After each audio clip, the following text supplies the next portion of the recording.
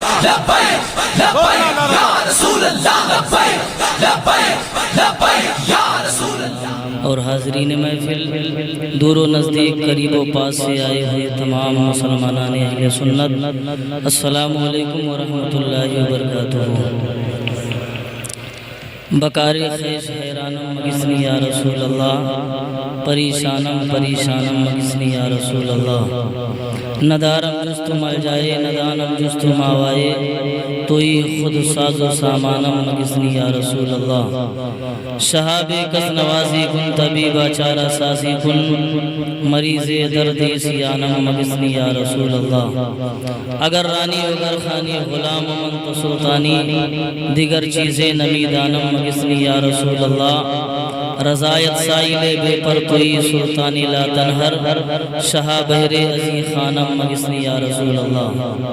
الحمدللہ الحمدللہ الذی فضل سیدنا و مولانا محمدا علی العالمین جميعا، واقامہ یوم القیامت للمذنبین المتلوثین الخطائین الحالکین شفیعا، فصلی اللہ تعالی وسلم وبارک علیہ وعلى كل من هو محبوب مرضي لديه، صلاة تبقى وتدوم بدوام الملك الحي القيوم، وأشهد أن لا إله إلا الله وحده لا شريك له، وأشهد أن سيدنا ومولانا محمدا عبده ورسوله، أما بعد فأعوذ بالله من الشيطان الرجيم، بسم الله الرحمن الرحيم، كل نفس ذائقة الموت، صدق الله مولانا العظيم، وبلغنا رسوله النبي الأمين الكريم الرؤوف الرحيم، ونحن على ذلك لمن الشاهدين والشاكرين، والحمد لله رب العالمين۔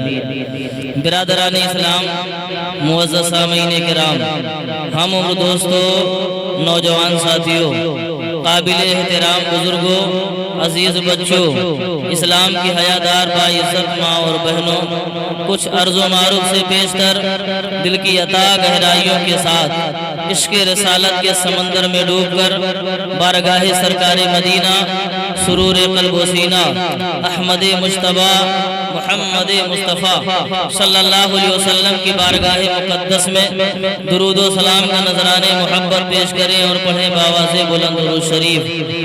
اللہم صلی علی سیدنا محمد طب القلوب و دوائیہا، وعافیت الابدان و شفائیہا، ونور الابصار و ضیائیہا، وعلی آلہ و صحابہ و بارک وسلم۔ کوئی گل باقی رہے گا نہ چمن رہ جائے گا، پر رسول اللہ کا دین حسن رہ جائے گا۔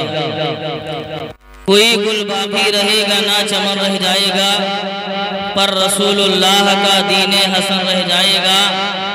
ہم سفیر و باغ میں ہے کوئی دم کا چہچہا، بلبلیں اڑ جائیں گی سونا چمن رہ جائے گا۔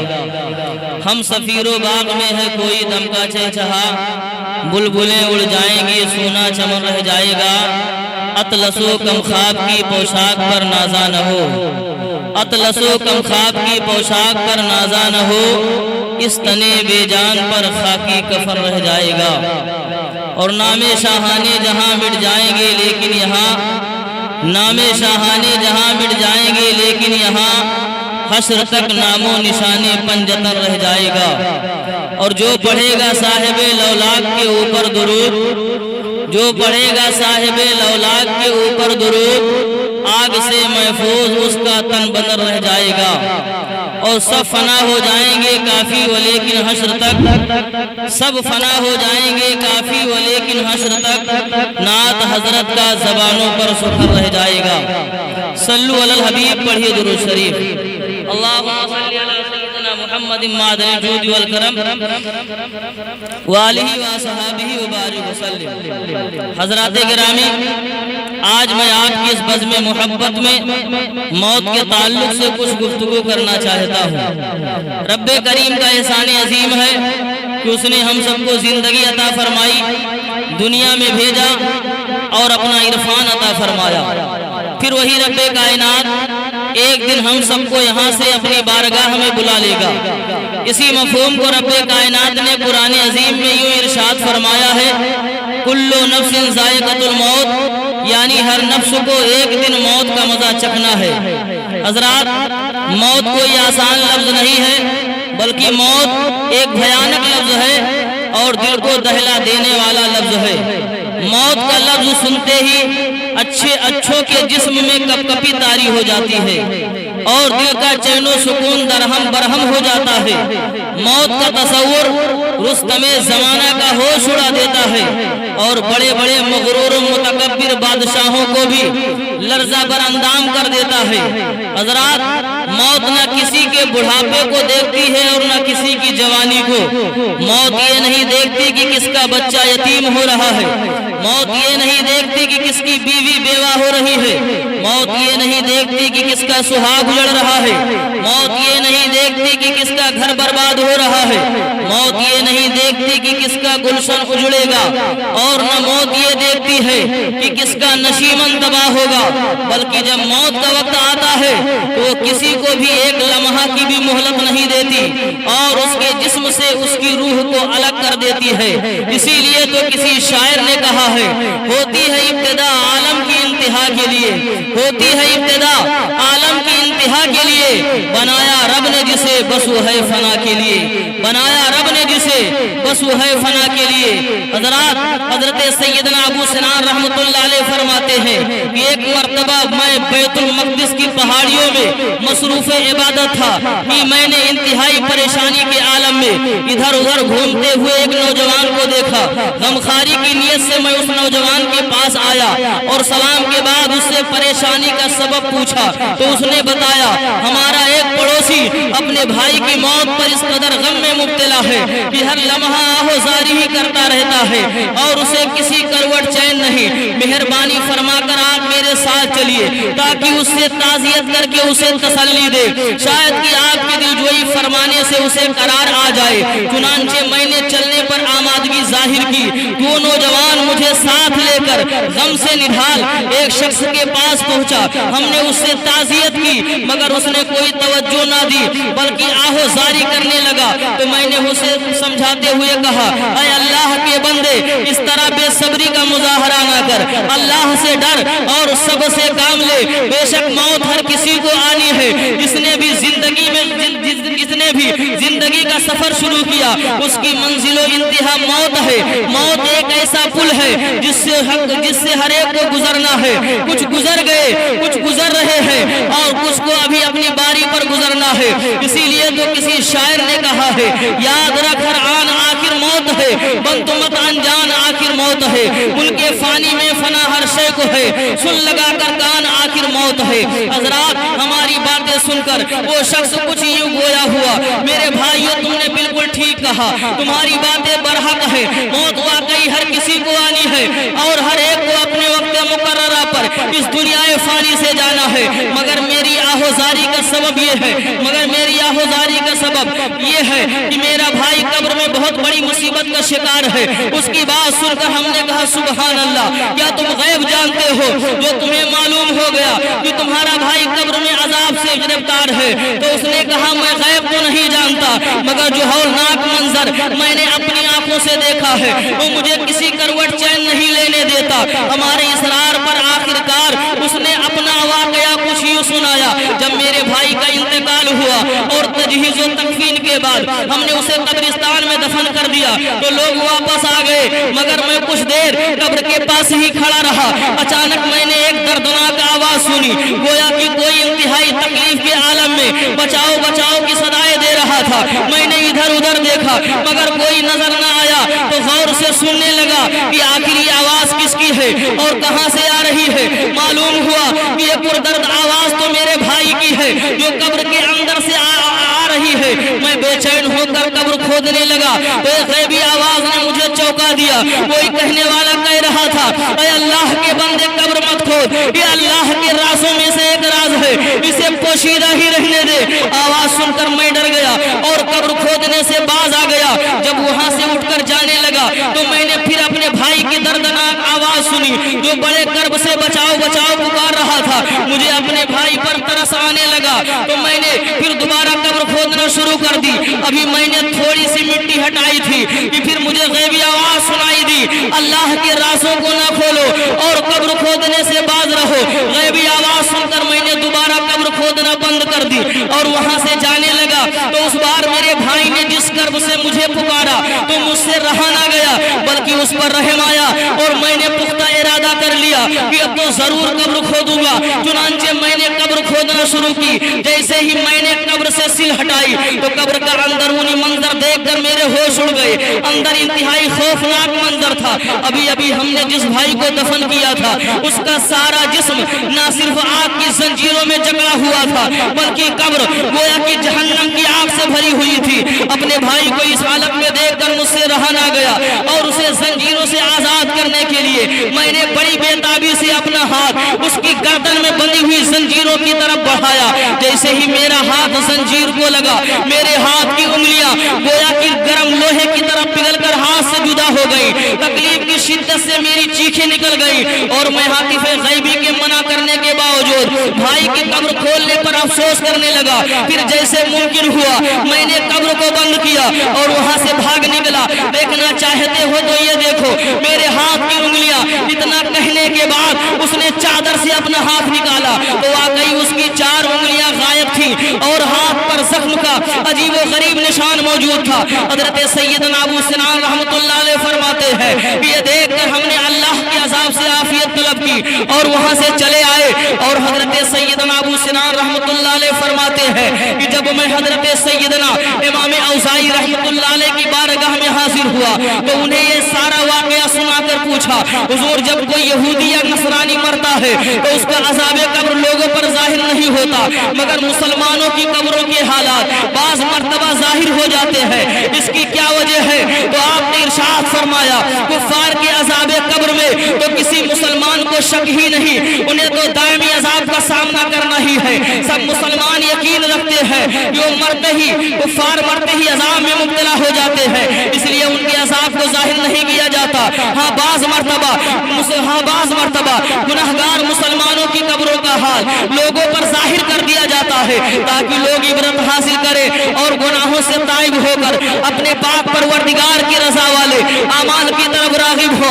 मुसलमानों, अज़ाबे कब्र की सख्ती और हौलनाकी का अंदाजा इस बात से लगा सकते हैं कि उस शख्स के भाई को कुछ ही देर में आपकी जंजीरों में जकड़ लिया गया और जब उसने अपने भाई को बचाने के लिए अपना हाथ बढ़ाया तो उसकी उंगलियां हाथ से जुदा हो गई। कब्र जहन्नम के गढ़ों में से एक गढ़ा हो सकता है, जैसा कि हदीस पाक में है कि कब्र जन्नत के बागों में से एक बाग है या जहन्नम के गढ़ों में से एक गढ़ा। इसीलिए तो किसी शायर ने कहा है, मेरा दिल कांप उठता है कलेजा मुंह को आता है, मेरा दिल कांप उठता है कलेजा मुंह को आता है। करम यारब अंधेरा कब्र का जब याद आता है, करम यारब अंधेरा कब्र का जब याद आता है। हज़रात मोहतरम, आपने देखा होगा कि इंसान जब किसी परेशानी में मुब्तला हो जाता है और मुसीबतों से दो चार होता है तो बार बार अपनी ज़बान पर लफ्ज़ मौत को लाता है और कहता है, अल्लाह तू मुझे मौत दे देता तो क्या ही अच्छा होता, सारी परेशानियां ही खत्म हो जाती, शब रोज की मुसीबतों से छुटकारा मिल जाता। और मेरा ख्याल है कि इसमें हमारी माँ बहनें आगे हैं, क्योंकि जब उन्हें गुस्सा आता है तो डर खौफ सब भूल जाती है और मुंह में जो आता है बोलना शुरू कर देती है। चुनांचे इसी तरह की एक बुढ़िया थी जो जंगल जाया करती थी और लकड़ियों का गट्ठर सर पे लाद के वापस घर आया करती थी। उसके हर रोज का यही मामूल था और वो काफी परेशानी उठा रही थी। चुनांचे एक दिन लकड़ी लेकर आ रही थी कि रास्ते में लकड़ी का गट्ठर गिर गया और कोई उठाने वाला न था। बुढ़िया बार बार गट्ठर उठाने की कोशिश करती मगर उठा ना पाती। परेशान होकर कहने लगी, ऐ मेरी मौत तू कहाँ है? अगर तू आ जाती तो रोज रोज की मुसीबत से मुझे आजादी मिल जाती, रोज रोज की तकलीफ से छुटकारा मिल जाता। बुढ़िया बड़बड़ाती रही और एक दरख्त के नीचे आराम की नीयत से बैठ गई और अचानक एक शख्स इंसानी शक्ल में नमूदार हुआ और बुढ़िया के करीब पहुंचा। बुढ़िया ने कहा, तुम कौन हो और कहां से आ रहे हो? उसने कहा, बुढ़िया तुम मुझे नहीं पहचानती, मैं वही मलकुल मौत हूँ जिसको तुम अभी बुला रही थी, मेरा ही नाम इज़राइल है। बुढ़िया मलकुल मौत का नाम सुनते ही लर्ज़ा पर अंदाम हो गई, पेशानी से पसीना छूटने लगा और बुढ़िया ने तेवर बदल कर कहा कि हाँ मैं आपको बुलाई तो जरूर थी मगर इसलिए कि ये गट्ठर उठाकर मेरे सर पर रख दे। मुसलमानों, देखा आपने मौत को याद करने वाली बुढ़िया का हाल। मालूम हुआ कि मौत के तसव्वुर से पहलवानों का भी पत्ता पानी हो जाता है, मगर याद रखिए कि मौत हर हाल में आनी है, चाहे आप उसे पसंद करें या ना करें। इसीलिए तो किसी शायर ने कहा है, मौत से किसको रस्तगारी है, आज वो कल हमारी बारी है। मेरे सुन्नी इस्लामी भाइयों और अजीज दोस्तों, इस दुनिया में हर वजूद के लिए आदम और हर जिंदगी को निस्ती यकीनी है, यानी जिसे हयात मिली उसे मरना जरूरी है और उसे मौत का मजा चखना लाजमी है। यूं तो जिंदगी सबने पाई है, लेकिन हमारा और आपका मुशाहदा है कि हर एक की जिंदगी बराबर नहीं, बल्कि जिंदगी गुजारने में बड़ा फर्क है। एक शख्स की जिंदगी इस तरह गुजरती है कि रात को खाया तो दिन का ठिकाना नहीं, और किसी ने दिन को खा लिया तो रात का इंतजाम नहीं। किसी के पास लाखों का सरमाया है और कोई नाने शबीना का मुहताज, कोई बड़ी बड़ी बिल्डिंगों में इतरा रहा है तो किसी को झोपड़ी भी नसीब नहीं, कोई तख्तो ताज का मालिक है तो कोई गदागर। गर्ज की दुनियावी जिंदगी में आपको बड़ा तफावत मिलेगा, बड़ा फर्क महसूस होगा। ठीक ही हाल हमारी दुनिया का भी है, कोई एक माबूद हकीकी पर ईमान रखता है तो कोई हजारों माबूदाने बातिल का मानने वाला है। किसी की पेशानी बारगाह इलाही में झुक रही है तो कोई बुतों के आगे सजदा रेज है, कोई नमाज़े पंजगाना का पाबंद है तो कोई फिस्को फजूर में डूबा हुआ, किसी को नेकियों से रग़बत है तो कोई गुनाहों का दिल दादा, किसी का चेहरा नूरे इबादत से जगमगा रहा है तो किसी की पेशानी पर बदबख्ती की स्याही का गड्ढा।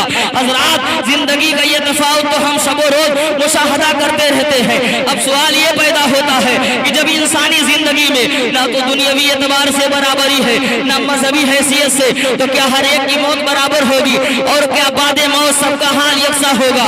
हरगिज़ नहीं। ये दुनिया आखिरत की खेती है और खेत में जो बोएगा वही काटेगा, यानी जैसा अमल करेगा उसी एतबार से वो जज़ा का मुस्तहिक होगा। एक सहाबी ने रसूल अकरम सल्लल्लाहु अलैहि वसल्लम की बारगाह में अर्ज किया, या रसूल अल्लाह सल्लल्लाहु अलैहि वसल्लम, सबसे बेहतरीन शख्स कौन है? आपने फरमाया, मन ताला उम्रहु व हसना अमलहु, जिसकी उम्र लंबी हो और अमल अच्छा हो। फिर अर्ज गुजार हुए, या रसूल अल्लाह सल्लल्लाहु अलैहि वसल्लम, सबसे बुरा कौन है? तो आपने फरमाया, मन ताला उम्रहु व सा अमलहु, जिसकी उम्र लंबी हो और अमल बुरा हो। हदीस रसूल से मालूम हुआ कि जो अच्छा अमल करेगा बारगाह खुदा और बारगाह रसूल में मकबूल व महबूब होगा, और जिसका अमल अच्छा नहीं होगा वो बारगाह खुदा व रसूल में मरदूद व मकबूद होगा।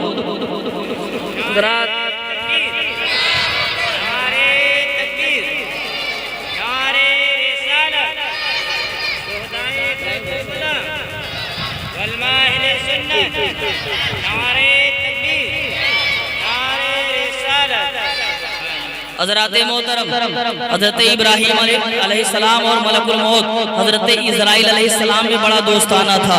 हज़रत इज़राइल अलैहिस्सलाम अक्सर व बेशतर हज़रत इब्राहीम अलैहिस्सलाम से मुलाकात के लिए तशरीफ़ लाया करते थे। चुनांचे हज़रत इब्राहीम अलैहिस्सलाम को परवरदिगार आलम ने जब मर्तबे खुल्लत से नवाजा तो मलकुल मौत हज़रत इज़राइल अलैहिस्सलाम मुबारकबादी पेश करने के लिए आपकी बारगाह में आए और आपको मुबारकबादी पेश की। हज़रत इब्राहीम अलैहिस्सलाम ने मलकुल मौत से फरमाया, ऐ मलकुल मौत, मुझे वो अपनी सूरत दिखाओ जिसमें तुम कुफ्फार की रूह कब्ज करते हो। मलकुल मौत ने अर्ज किया, आप उसे देखने की ताब ना ला सकेंगे। फरमाया, ताब क्यों ना ला सकूंगा?